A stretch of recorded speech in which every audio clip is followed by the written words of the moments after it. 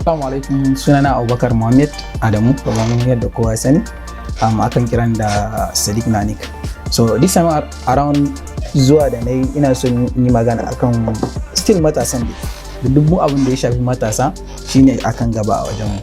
Akasari abin da mutane ba su gane ba a yanzu, musamman na bayanmu yara da suke tasowa din nan.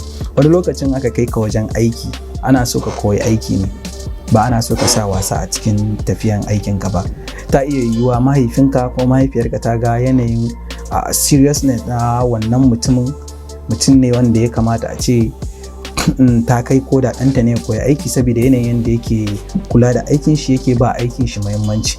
Amma yanzu za a ga so tare wasu yaran aka kai su aiki hankalinsu ba a nan yake ba, banda a ce hankalinsu ya koma wasa, still wasu za a ga kuma hankalinsu akan me gidansu yake samu, which is totally very wrong. It's a wrong thing ka ringa wannan lissafin, saboda